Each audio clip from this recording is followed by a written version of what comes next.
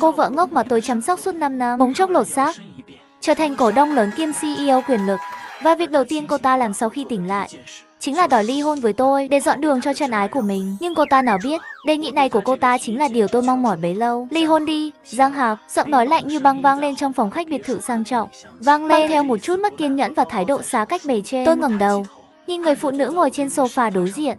Thẩm Niệm, vợ của tôi. Cô ta mặc một bộ vesti được cắt may tinh xảo, trang điểm lộng lẫy, ánh mắt sắc lẹm như một con dao mổ vừa được mài.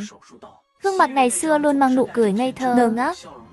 Giờ đây chỉ còn lại sự lạnh lùng như băng giá. Trên bàn là một bản thỏa thuận ly hôn và một chiếc thẻ ngân hàng. Được cô ta dùng ngón tay thon dài đẩy về phía tôi. Trong thẻ này có 50 triệu tệ. Giọng cô ta bình thản, như đang sa thải một tên Âu xin quyền.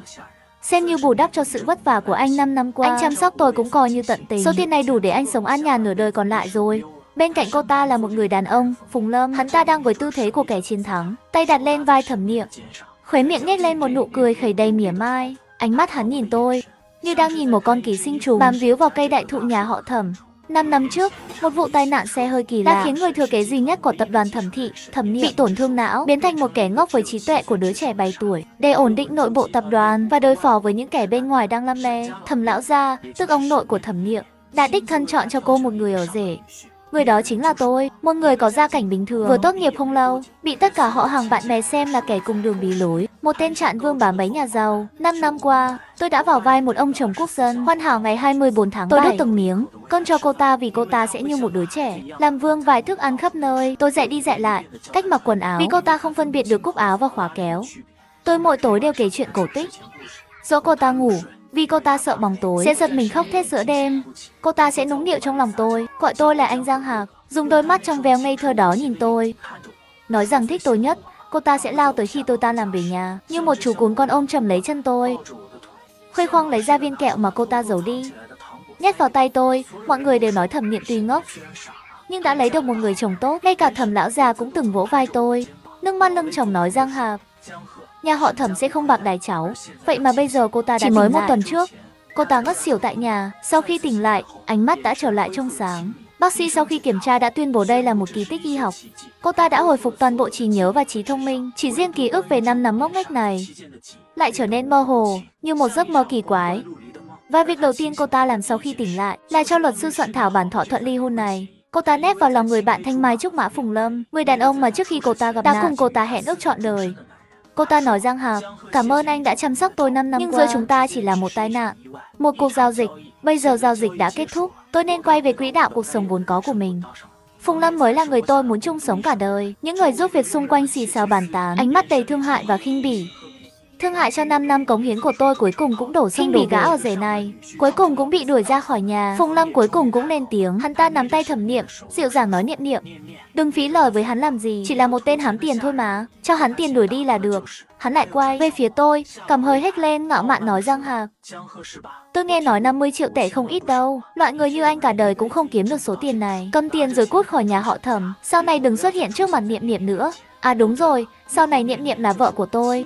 Thẩm Thị và Phùng Thị sẽ sớm liên hôn, hy vọng anh biết điều một chút.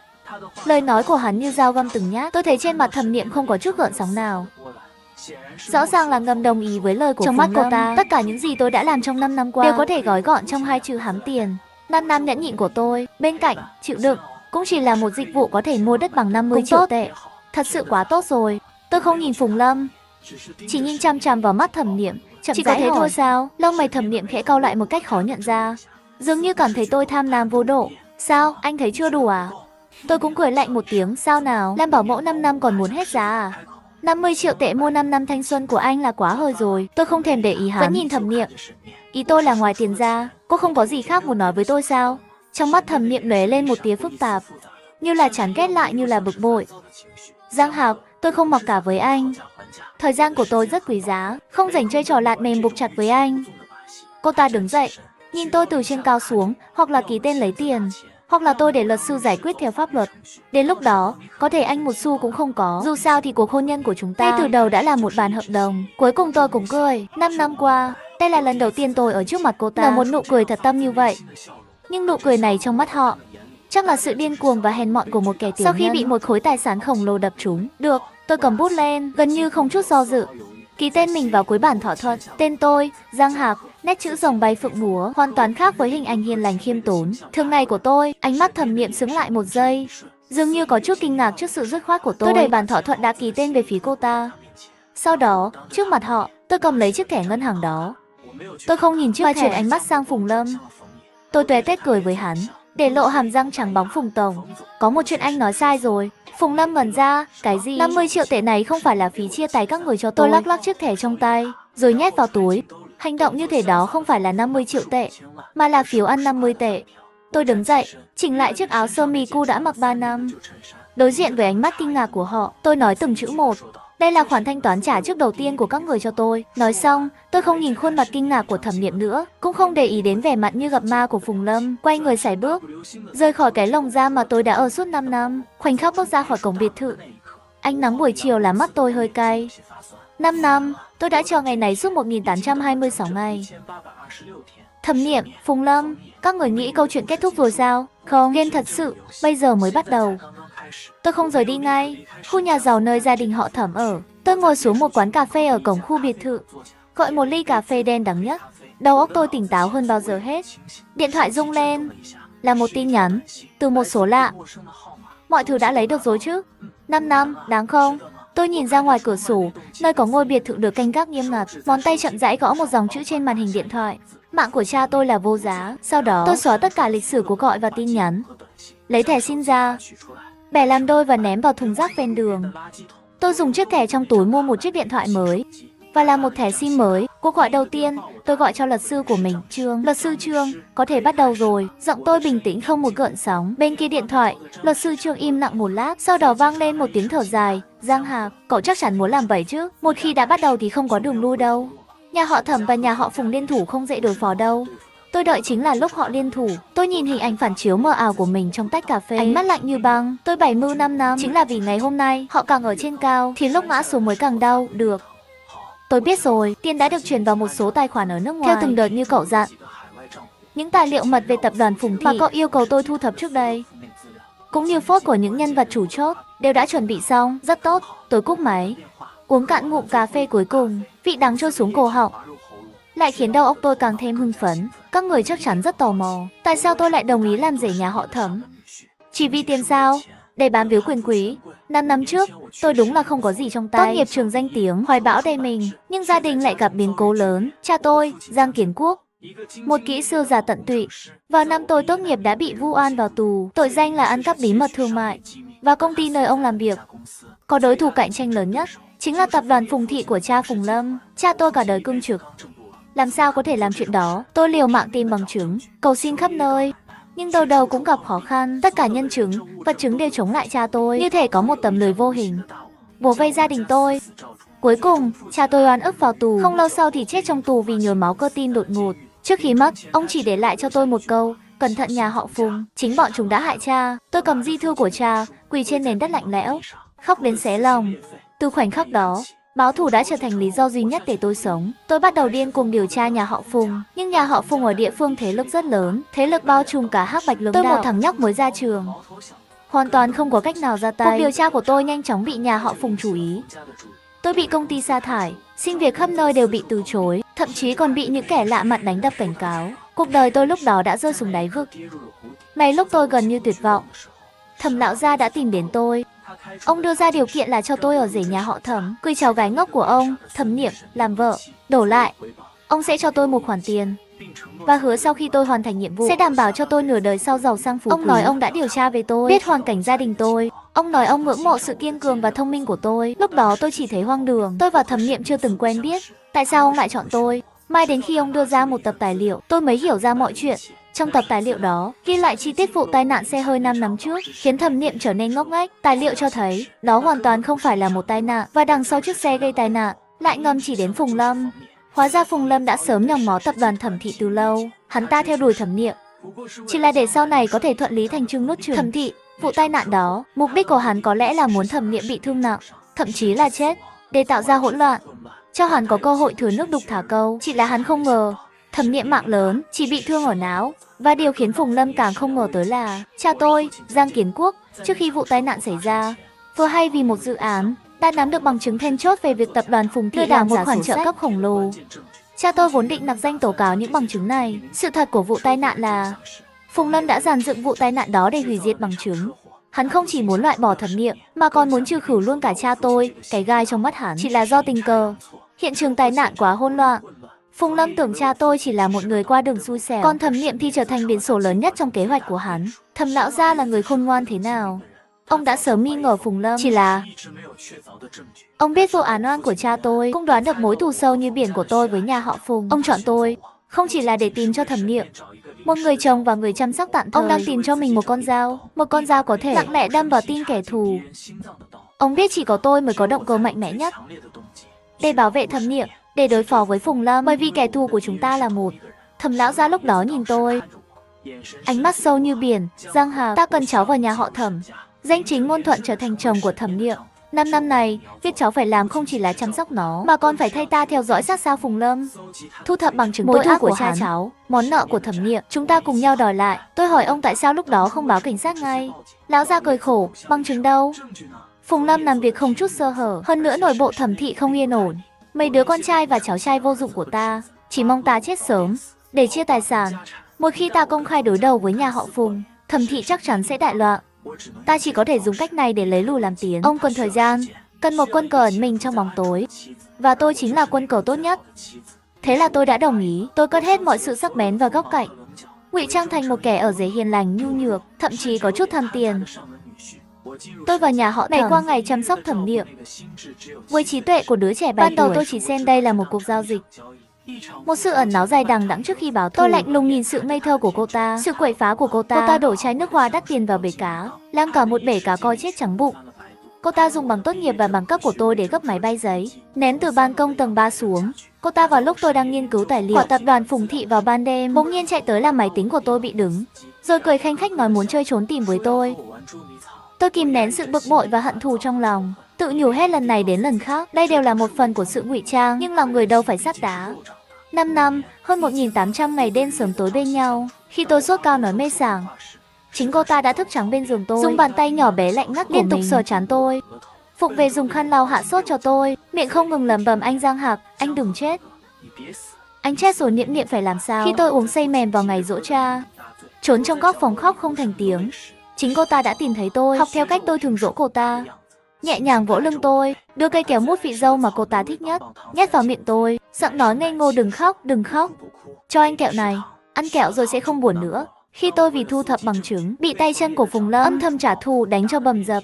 Về đến nhà, chính cô ta là người đầu tiên phát hiện vết thương của tôi, sợ đến mức khóc òa lên, rồi cẩn thận cầm tăm bông và thuốc sát trùng, lau từng chút một cho tôi.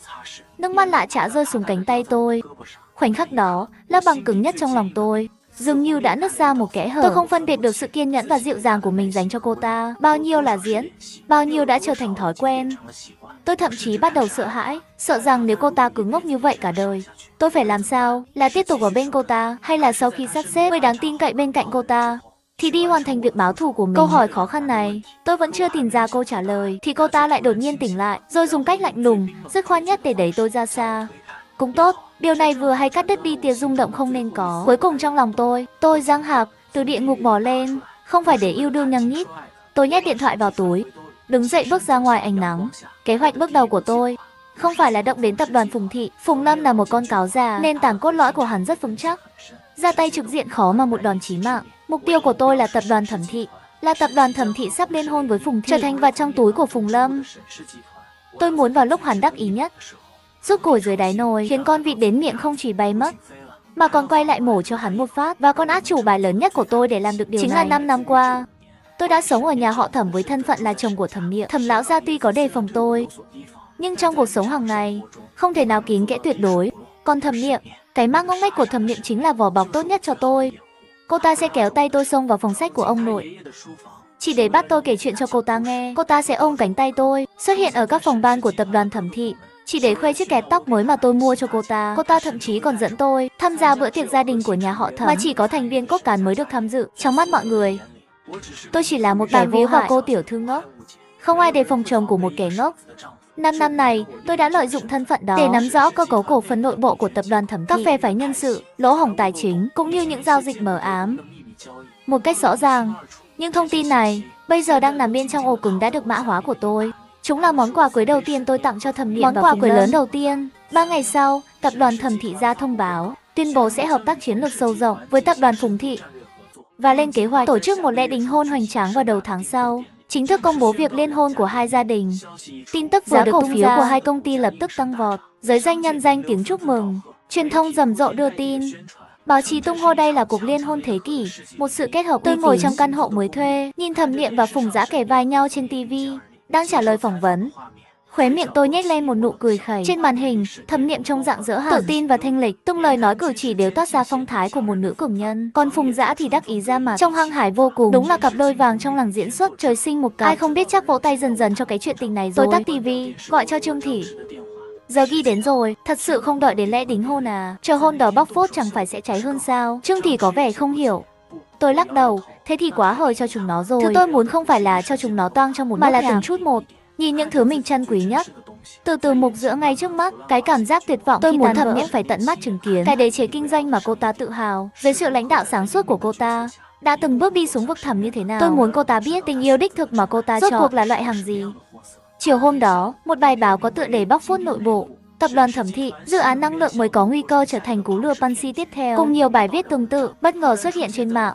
Bài báo viết với giọng điệu của một nhân viên nội bộ Thẩm Thị, vạch trần chi tiết về tập đoàn Thẩm Thị, một dự án năng lượng mới đang được quảng bá rầm rộ gần đây, với nhiều điểm đáng ngờ về pin. Bài báo chỉ ra công nghệ cốt lõi của dự án này có một lỗ hổng chí mạng. Tất cả dữ liệu đẹp như mơ được trưng ra đều là hàng fake được tạo ra trong điều kiện phòng thí nghiệm, hoàn toàn không thể sản xuất hàng loạt. Bài báo còn đính kèm mấy tấm ảnh mờ, nhưng lại là biểu đồ so sánh dữ liệu thí nghiệm quan trọng, cùng với một bản phân tích sơ bộ dòng tiền của dự án. Bản phân tích cho thấy phần lớn vốn của dự án không được dùng để nghiên cứu công nghệ, mà thông qua vài công ty ma lòng vòng chảy vào mấy tài khoản cá nhân. Bài báo này được viết cực kỳ chuyên nghiệp, số liệu chi tiết, logic chặt chẽ, nhìn là biết không phải dân ngoại đạo có thể viết được. Một hòn đá làm dậy sóng cả hồ. Cổ phiếu của tập đoàn Thẩm Thị sau khi mở cửa phiên chiều cắm đầu lao dốc không phanh, chỉ trong một tiếng đã bốc hơi gần 8%. Bộ phận quan hệ công chúng của Thẩm Thị lập tức vào đưa ra tuyên bố đanh thép, nói rằng bài báo hoàn toàn là bịa đặt ác ý và dọa sẽ truy cứu trách nhiệm pháp lý của kẻ tung tin đồn. Thẩm Niệm cũng khẩn cấp mở họp báo.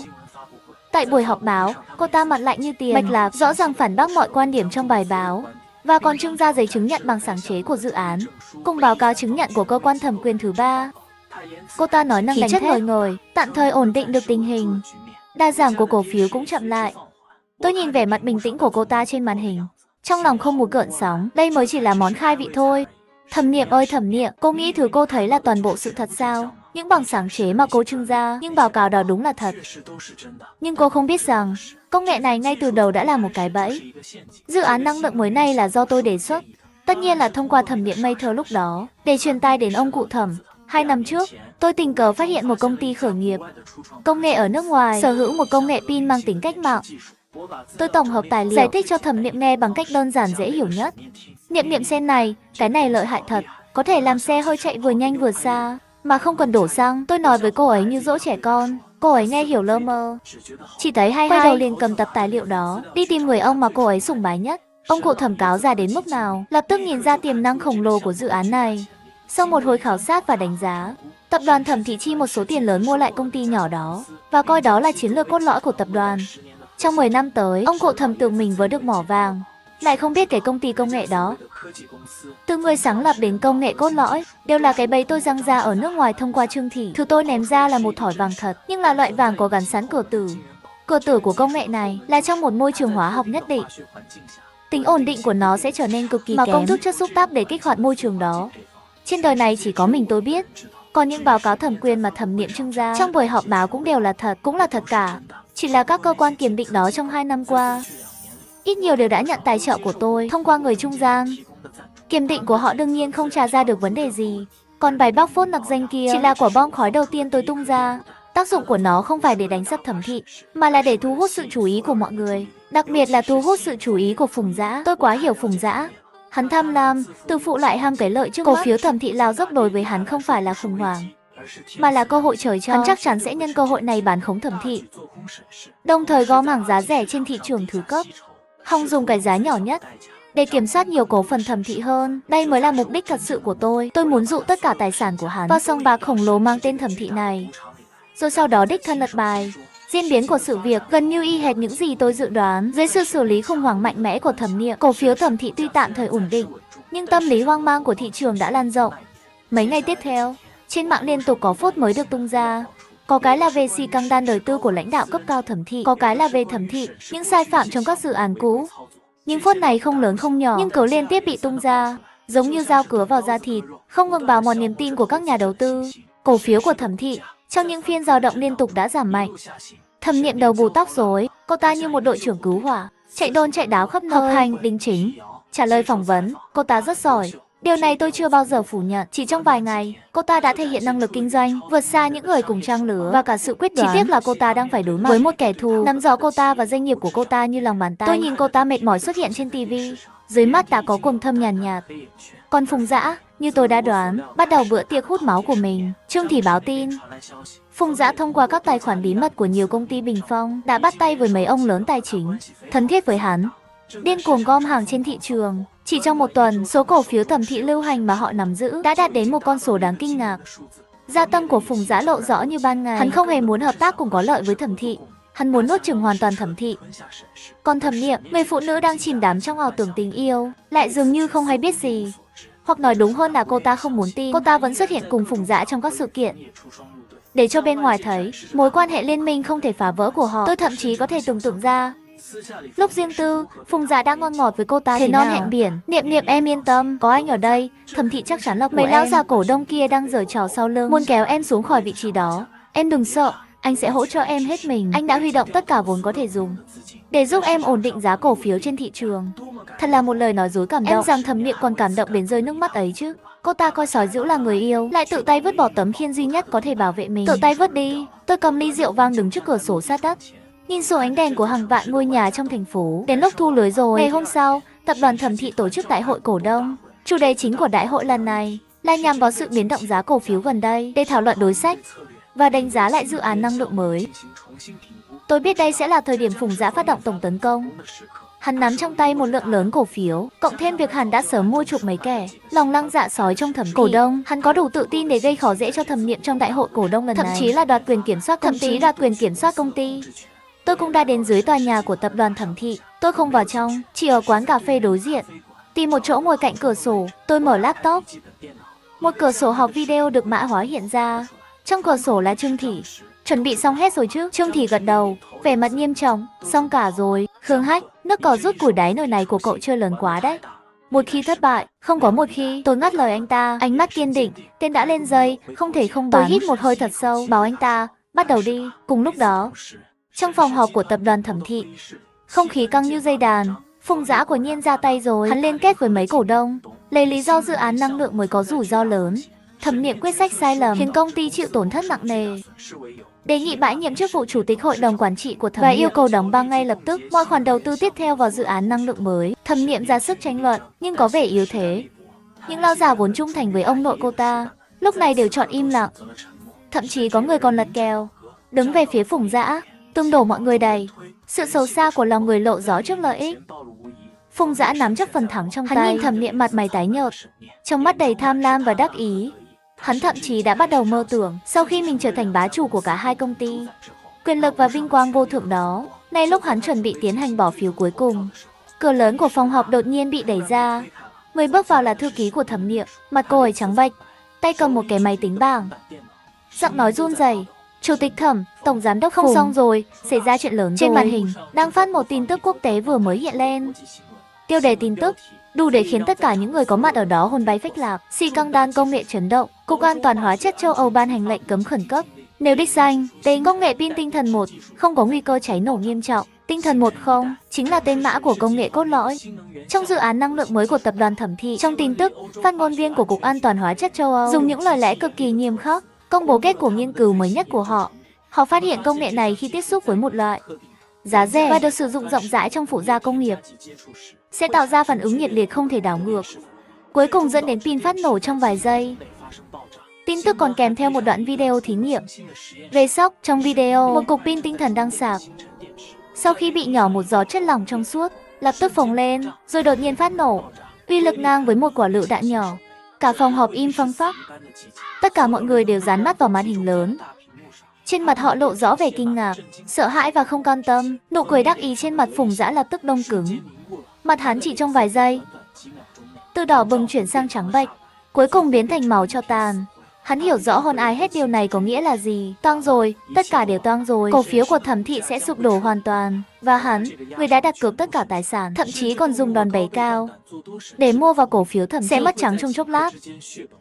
Thậm chí còn nợ nần chồng chất, không thể nào. Phùng Dã lầm bầm một mình, hồn bay phách lạc, chắc chắn là giả, là âm mưu. Hắn đột ngột quay đầu, nhìn chằm chằm vào Thẩm Niệm, mắt hắn lên những tia máu.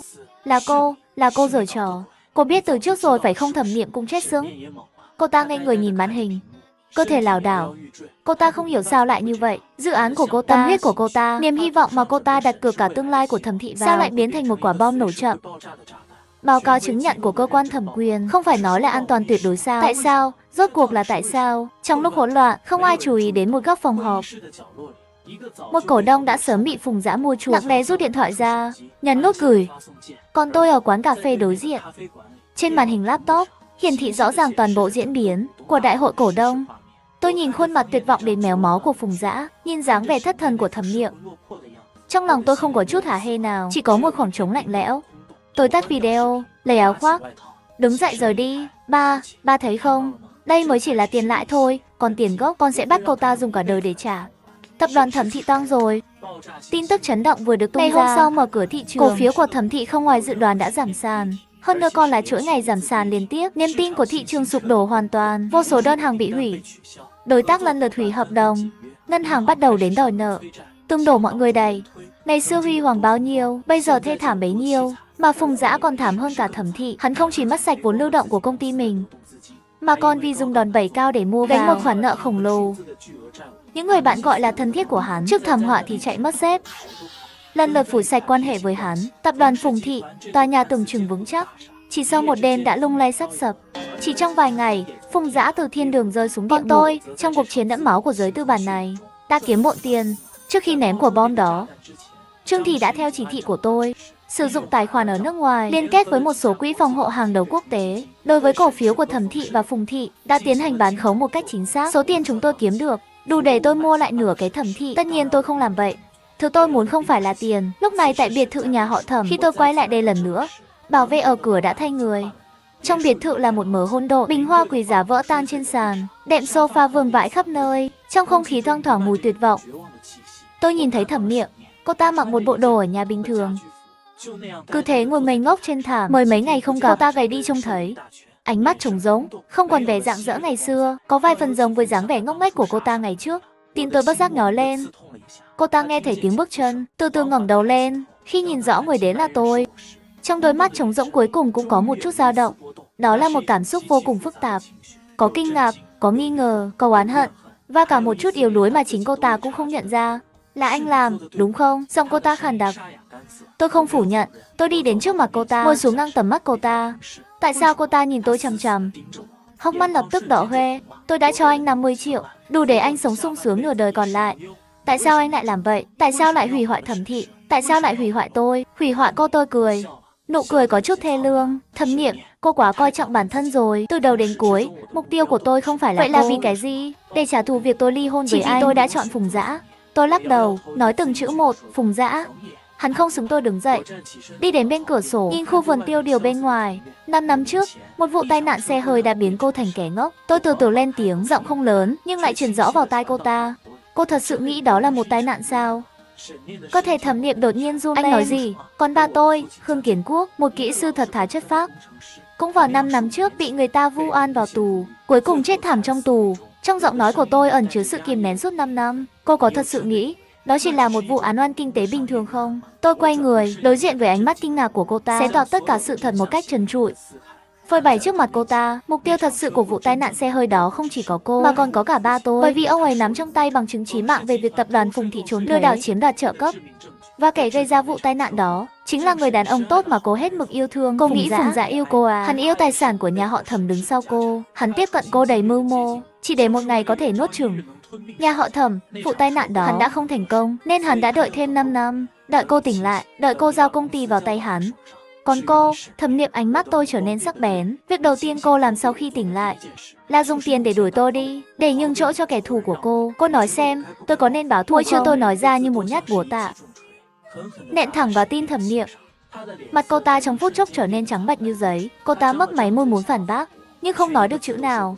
Kinh ngạc, nghi ngờ, sợ hãi, hối hận, đủ loại cảm xúc đan xen trên mặt cô ta, cuối cùng hóa thành hai hàng nước mắt trong veo lặng lẽ chảy xuống. Không thể nào, không thể nào. Cô ta không ngừng lắc đầu, như muốn xua đi cơn ác mộng trong đầu. Phùng Dã, anh ấy không đối xử với tôi như vậy. Anh đang bịa chuyện để trả thù tôi. Bịa chuyện. Tôi cười lạnh một tiếng, lấy từ trong túi ra một chiếc receiver nhỏ, ném ra trước mặt cô ta. Trong này có tất cả câu trả lời mà cô muốn, bao gồm cả đoạn ghi âm lời khai của tài xế gây tai nạn năm đó. Hắn đã sớm bị Phùng Dã đưa ra nước ngoài. Tôi đã mất mấy năm trời mới tìm được hắn. Còn có đoạn ghi âm cuộc gọi Phùng Dã và ông bố mới làm của sao để gài bẫy ba tôi. À đúng rồi, còn một món quà nhỏ nữa, chính là thứ đã châm mồi cho khủng hoảng công ty của cô đó. Báo cáo cơ mật về công nghệ pin.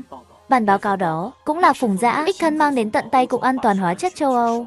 Thẩm Niệm đột ngột ngẩng đầu, vẻ mặt không thể tin nổi. Đúng vậy, tôi đã nhẫn tâm lật con bài tẩy cuối cùng.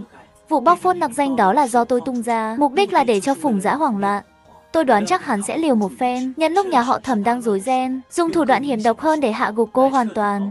Thế nên tôi đã sớm chuẩn bị một quả bom thật sự, cũng chính là lỗ hổng chí mạng của công nghệ, thông qua một người trung gian, vô tình tiết lộ cho hắn. Hắn đúng là đã cắn câu, hắn tưởng rằng mình đã có được vũ khí có thể một đòn kết liễu, có thể chôn vùi hoàn toàn nhà họ Thẩm, rồi xuất hiện như một vị cứu tinh để dọn dẹp tàn cuộc. Thế nên hắn đã không thể chờ đợi mà tung bằng chứng này ra ngoài. Hắn đã tự tay kích nổ của bom tiễn chính mình lên đường. Thẩm Niệm, bây giờ cô còn thấy hắn yêu cô không? Thẩm Niệm hoàn toàn sụp đổ. Cô nhìn chiếc receiver trên sàn, như thể đang nhìn chiếc hộp Pandora. Cô muốn nhặt lên nhưng lại không dám. Sự thật quá tàn nhẫn, đủ để nghiền nát cả thế giới của cô. Cô ôm đầu, gào lên trong tuyệt vọng và đau đớn. Ngay lúc đó, cửa chính của biệt thự bị ai đó đạp tung ra. Phùng Dã lao vào như một con thú điên. Mắt hắn đỏ ngầu, quần áo xộc xệch, làm gì còn tí phong độ ngời ngời như xưa nữa. Hắn vừa vào đã thấy tôi, cũng thấy Thẩm Niệm đang cò gió khóc lóc trên sàn. Giang Hạc, quả nhiên là mày. Phùng Dã gầm lên rồi lao về phía tôi. Tao giết mày. Tôi không hề nhúc nhích. Ngay khi hắn sắp lao tới trước mặt tôi, hai vệ sĩ mặc vest đen không biết từ đâu xuất hiện, một trái một phải kẹp chặt lấy hắn. Hai người này là do tôi sắp xếp từ trước. Buông tao ra, tụi mày biết tao là ai không? Phùng Dã điên cuồng giãy giụa. Tôi bước đến trước mặt hắn, nhìn hắn từ trên cao xuống, ánh mắt không một chút hơi ầm. Phùng Dã, đừng vội, chưa kết thúc đâu. Tôi lấy điện thoại ra, gọi một số. Là đội trưởng Vương của đội cảnh sát hình sự phải không? Tôi muốn báo án. Đúng vậy, tôi có đích danh chủ tịch tập đoàn Phùng Thị là Trương Nghị, bị tình nghi nhiều tội danh lừa đảo thương mại, cố ý gây thương tích và một vụ án mạng 5 năm trước. Bằng chứng cứ yên tâm, nhân chứng vật chứng đầy đủ. Tôi đang ở biệt thự nhà họ Thẩm. Hắn ta cũng đang ở đây. Cúp điện thoại. Tôi nhìn gương mặt của Phùng Dã từ giận dữ chuyển sang kinh hãi, cuối cùng hóa thành tro tàn. Tôi ghé vào tai hắn, dùng âm lượng chỉ hai chúng tôi nghe được, nhẹ nhàng nói, ba tôi ở dưới đó đợi anh 5 năm rồi, anh nên xuống đó bầu bạn với ông ấy đi. Phùng Dã bị áp giải đi khi tiếng còi cảnh sát từ xa đến gần, cuối cùng vang vọng khắp khu biệt thự. Hắn hoàn toàn không còn chống cự, như một đống bùn nhão bị lôi lên xe cảnh sát. Thẩm Niệm đã chứng kiến toàn bộ sự việc. Cô không khóc cũng không làm loạn, chỉ lặng lẽ nhìn, ánh mắt trống rỗng đến đáng sợ. Cho đến khi xe cảnh sát hú còi rời đi, cô mới từ từ quay đầu nhìn tôi. Ánh mắt cô dừng lại trên gương mặt tôi. Cô nhìn rất lâu, như thể muốn xuyên qua lớp da của tôi, nhìn thấu tận sâu trong linh hồn tôi. Bỗng nhiên cô cười, cười một cách thê lương và tuyệt vọng. Giang Hạc, anh thắng rồi. Tôi chưa từng nghĩ sẽ tranh thắng thua với em. Tôi bình thản trả lời. Vậy sao? Cô chống tay xuống đất, từ từ đứng dậy, từng bước đi đến trước mặt tôi. Khoảng cách giữa chúng tôi chưa đến nửa bước chân. Tôi có thể ngửi thấy mùi hương thoang thoảng trên người cô, hòa quyện giữa tuyệt vọng và nước hoa, một mùi hương phức tạp. Vậy 5 năm này anh đã sống thế nào? Giọng cô rất nhẹ, mang theo một chút run rẩy khó nhận ra. Mỗi ngày anh đối diện với tôi, đối diện với con gái của kẻ thù, một người thừa kế của gia tộc mà anh phải lật đổ. Trong kế hoạch của mình, anh đã làm thế nào? Vừa mang trong lòng mối thù sâu như biển, vừa có thể dịu dàng và kiên nhẫn như thế, chăm sóc một kẻ ngốc. Đây cũng là câu hỏi mà tôi đã tự hỏi mình vô số lần. Tôi nhìn khuôn mặt tái nhợt của cô, nhìn vành mắt đỏ hoe của cô, những hình ảnh mà tôi đã cố tình kìm phong ấn suốt 5 năm, không kiểm soát được mà ùa về trong tâm trí. Là cô bé khi tôi bị bệnh, dùng đôi tay nhỏ vụng về hạ sốt cho tôi. Là cô bé khi tôi buồn, nhét viên kẹo mình yêu thích nhất cho tôi, giọng non nớt dỗ dành tôi. Là cô bé sau khi tôi bị thương, rơi nước mắt bồi thuốc cho tôi. Cô bé trong những hình ảnh đó, ngây thơ trong sáng, thuần khiết như tờ giấy trắng. Cô ấy dựa dẫm vào tôi, trao cho tôi tất cả những điều tốt đẹp trong thế giới nhỏ bé của mình. Đã trao cho tôi tự nhủ đó không phải là thẩm niệm, đó chỉ là một đứa trẻ tâm trí không bình thường, một công cụ trong kế hoạch trả thù của tôi. Nhưng khi công cụ có hơi ấm, có tình cảm, trái tim của kẻ báo thù sao có thể sắt đá được.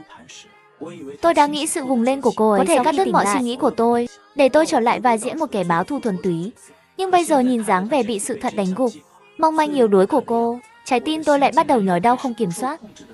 Bởi vì tôi mở miệng, phát hiện giọng mình cũng có chút khô khốc. Bởi vì em lúc ngốc nghếch và em lúc tỉnh táo là hai người khác nhau. Em lúc ngốc nghếch là vô tội, cô ấy cũng là nạn nhân trong tội ác đó giống như tôi. Thế nên tôi hận Phùng Dã, hận cái chốn danh lợi Thẩm gia này. Nhưng tôi không thể hận cô gái gọi tôi là anh Giang Hạc. Cơ thể Thẩm Niệm run lên dữ dội. Câu nói này của tôi rõ ràng còn khiến cô đau đớn hơn những sự thật tàn nhẫn trước đó. Còn khiến cô đau khổ hơn. Sắc máu trên mặt cô phải đi hết, đôi môi run rẩy, không nói được lời nào. Cô loạng choạng lùi lại 2 bước, như thể bị rút cạn toàn bộ sức lực. Rất lâu sau, cô mới tìm lại được giọng nói của mình. Giọng nói ấy nhẹ như một làn khói. Vậy trong mắt anh, Thẩm Niệm ngốc nghếch kia tốt hơn em của bây giờ đúng không? Tôi không trả lời, bởi vì tôi không biết phải trả lời thế nào. Đây là một câu hỏi không có lời giải. Sự im lặng của tôi trong mắt Thẩm Niệm rõ ràng là sự thừa nhận, sự hối hận và đau khổ tột cùng, như thủy triều nhấn chìm cô. Cô che mặt, bờ vai run lên bần bật, tiếng khóc nức nở nghẹn ngào len qua kẽ tay, chứa đầy nỗi đau và tiếc nuối vô tận. Cuối cùng cô đã hiểu, thứ cô đánh mất không chỉ là sự nghiệp, ảo mộng về tình yêu của cô đã tự tay đẩy đi. Người duy nhất trên thế giới này thật lòng tốt với cô, đã từng bảo vệ cô đã vào lúc mình rực rỡ nhất, tự cho là nắm giữ mọi thứ, phạm phải sai lầm ngu ngốc nhất đời, sai lầm không thể tha thứ nhất, và tất cả những điều này không thể cứu vãn được nữa. Tôi nhìn dáng vẻ đau khổ của cô, lòng rối như tơ vò. Tôi muốn quay lưng rời đi, bỏ lại tất cả sau lưng, nhưng đôi chân tôi như bị đổ chì, không thể nhúc nhích. Ngay lúc này, điện thoại của tôi reo lên, là quản gia của Thẩm lão gia, bác Phúc gọi đến. Cậu Giang, giọng bác Phúc nức nở, lão gia, ông ấy không qua khỏi rồi, cậu mau đến bệnh viện một chuyến đi. Trước khi đi, ông muốn gặp cậu lần cuối. Khi tôi đến bệnh viện, Thẩm lão gia chỉ còn hơi thở cuối cùng. Phòng bệnh trấn ních con cháu nhà họ Thẩm, nhưng không một ai thật lòng đau buồn.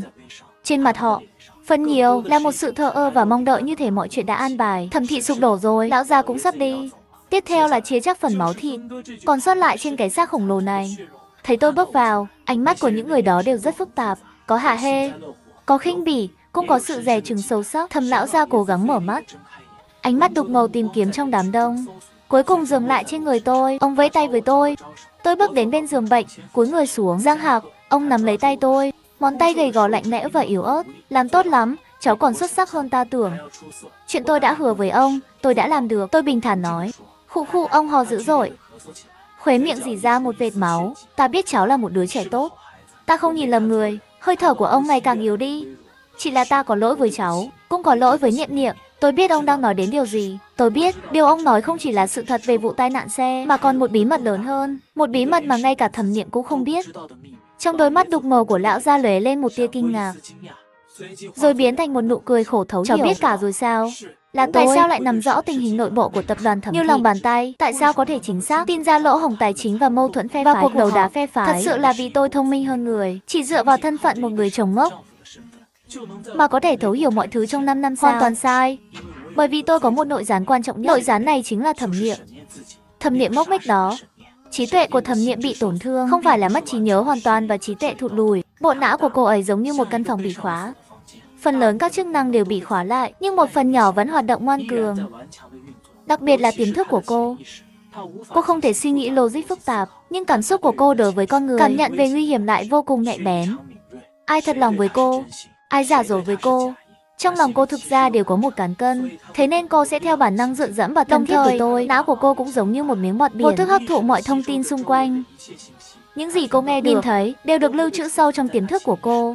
Và trong 5 năm sớm tối bên nhau với cô, tôi đã phát hiện ra một bí mật. Tôi phát hiện chỉ cần tôi dùng một giọng điệu bình thản đặc biệt, kể cho cô nghe câu chuyện hoàng tử bé mà cô thích nhất, cô sẽ rơi vào trạng thái giống như bị thôi miên, một trạng thái cực kỳ thư giãn. Trong trạng thái này, tôi hỏi cô một vài câu hỏi đơn giản, cô sẽ như mộng du kể lại những gì ban ngày ở công ty, ở tiệc gia đình, những lời vô tình nghe được ở cửa phòng sách, kể lại một cách dồi dào. Ông nội hôm nay cãi nhau với chú Vương, nói tiền nong không đúng. Cái anh Phùng Dã kia, ánh mắt anh ta nhìn em không thích, giống như sói. Bác hai nói ông nội thiên vị, muốn giao công ty cho người ngoài. Nhưng thông tin rời rạc, không thành câu này, được tôi từng chút một ghép lại, đã trở thành một bức tranh hoàn chỉnh, một tấm bản đồ bí mật về nội bộ tập đoàn Thẩm Thị. Tôi biết hành xáo này của mình gần như là hèn hạ. Tôi đang lợi dụng sự tin tưởng của một kẻ ngốc, đánh cắp tiềm thức của cô ấy. Nhưng để báo thù, tôi không còn lựa chọn nào khác. Và Thẩm lão gia, vị lão nhân tin tưởng cả đời này, sau khi tôi lợi dụng bí mật này, giúp ông chặn đứng vài cuộc khủng hoảng nội bộ. Ông cũng đã đoán ra sự thật, nhưng ông không nói ra. Ông đã chọn cách ngầm chấp nhận, bởi vì ông cũng giống tôi. Chúng tôi cần cùng nhau đối phó với Phùng Dã, đối phó với những con sói đói đang nhòm ngó. Hai ông cháu chúng tôi và một người ngoài đã hình thành một liên minh ngầm không nói mà hiểu. Chúng tôi đều đang lợi dụng cô gái đáng thương đó. Một người để giữ gìn gia nghiệp, một người để báo thù. Đây chính là bản chất con người, dơ bẩn, thực tế và bất lực. Giang Hạc, lão gia như hồi quang phản chiếu. Tinh thần tốt hơn một chút. Thẩm Thị ta không giữ được nữa rồi. Nhưng Niệm Niệm, ta giao nó cho cháu. Ông dùng hết sức lực cuối cùng, lấy ra một tập tài liệu khác từ dưới gối, nhét vào tay tôi. Đây là điều cuối cùng ta có thể làm cho nó. Cầu xin cháu. Giọng ông ngày càng nhỏ đi. Cuối cùng tay buông thõng xuống. Trên máy theo dõi, nhịp tim trở thành một đường tiếng khóc vang lên khắp phòng bệnh. Thật giả khó phân. Tôi không khóc. Tôi chỉ nắm chặt tập tài liệu nóng hổi trong tay, quay người bước ra khỏi phòng triển lãm nhân tính này. Tôi không thấy sau khi tôi quay lưng rời đi. Ở cửa phòng bệnh, một bóng người gầy gò dựa vào tường, từ từ trượt xuống đất. Là Thẩm Niệm. Không biết cô đến từ lúc nào. Cô đã nghe thấy tôi và ông nội cô. Toàn bộ cuộc đối thoại cuối cùng, trên mặt cô không còn nước mắt, chỉ còn một khoảng trống lặng lẽ hơn cả cái chết. Một sự trống rỗng tê dại. Hóa ra cô không phải là hai người khác nhau. Cô bé ngốc nghếch và cô của lúc tỉnh táo luôn là cùng một người, chỉ là một người sống ở bề mặt, một người bị khóa sâu bên trong. Và cả hai con người đó đều bị hai người đàn ông quan trọng nhất đời cô coi như công cụ. Một người bị ông nội kính yêu nhất dùng để bảo vệ gia nghiệp, một người bị người chồng cô từng dựa dẫm nhất dùng để báo thù. Giây phút này, cô cuối cùng cũng hiểu thế nào là vạn niệm cô hôi lòng cho dạ muội. Sau khi Thẩm lão gia qua đời, nhà họ Thẩm hoàn toàn loạn con tàu đắm Thẩm Thị.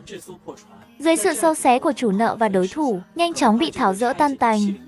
Những đứa con cháu nhà họ Thẩm để tranh giành chút di sản cuối cùng của lão gia, tranh giành đến mức không thể hòa giải. Si căng đa liên tiếp trở thành trò cười lớn nhất cho cả thành phố. Còn Thẩm Niệm thì hoàn toàn biến mất khỏi tầm mắt công chúng.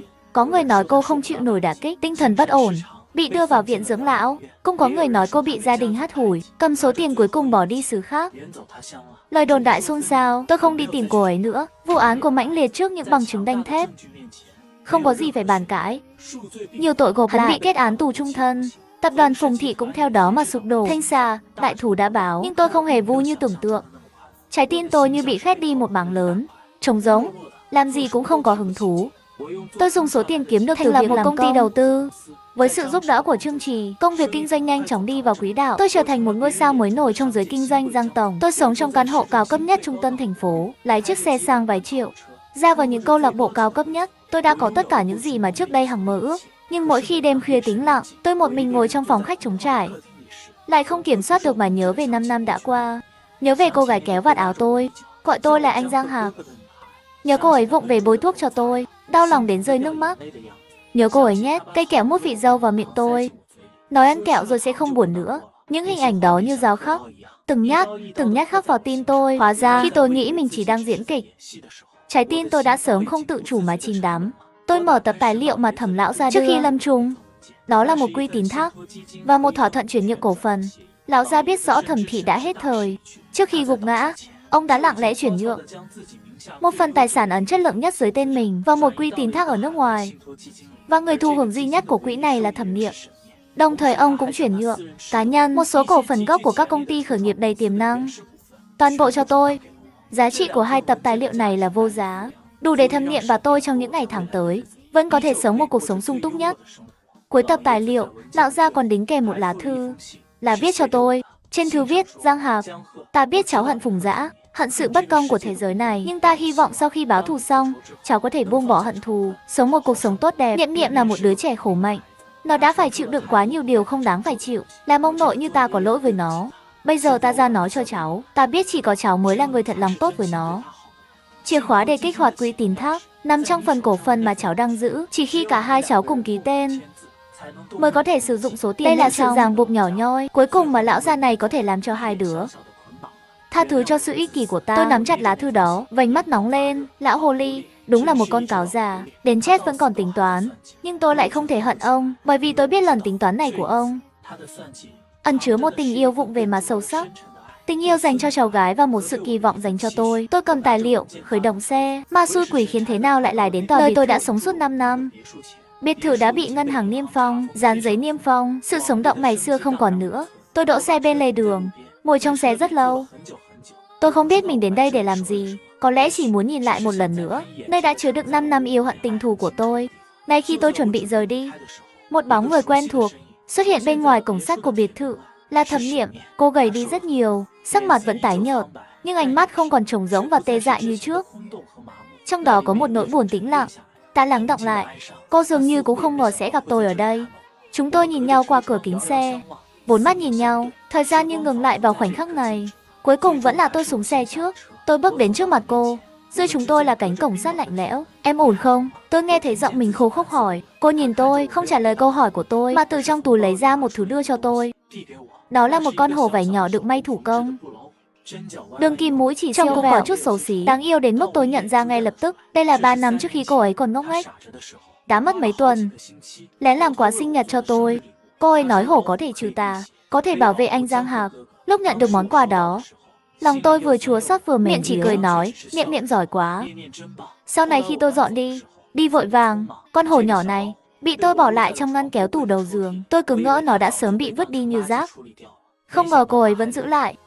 Hôm đó anh đi em rồi, đã tìm thấy nó ở nhà. Giọng cô rất nhẹ, nhưng rất rõ ràng.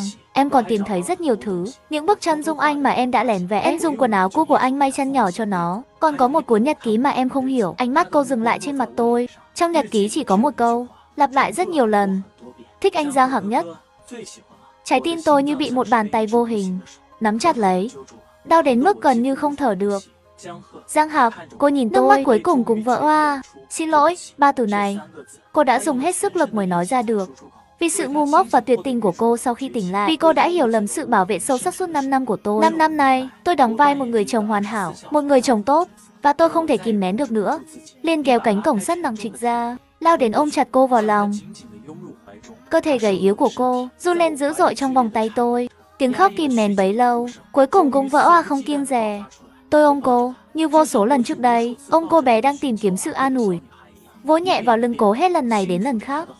Ánh nắng xuyên qua kẽ lá, rải những vệt sáng lốm đốm lên người chúng tôi. Giây phút này, tất cả hận thù trong lòng tôi, lạnh lẽo, trống đều bị hơi ấm của vòng tay này làm tan chảy hoàn toàn. Cuối cùng tôi đã hiểu, sự trả thù của tôi không phải để hủy diệt, mà là để có một ngày như thế này. Có thể đường đường chính chính, ôm người tôi yêu mà không có bất kỳ gánh nặng nào. Tôi cúi đầu bên tai cô, với âm lượng chỉ hai chúng tôi nghe được. Nhẹ nhàng nói, Niệm Niệm, chào mừng em về nhà. Không phải trở về căn biệt thự lạnh lẽo này, mà là trở về bên cạnh anh, cô vợ ngốc của anh, người yêu thông minh của anh. Lần này, để anh bảo vệ em bằng cả phần đời còn lại của anh. Video đến đây là hết. Mọi người nhớ like và sub để mình có động lực làm video.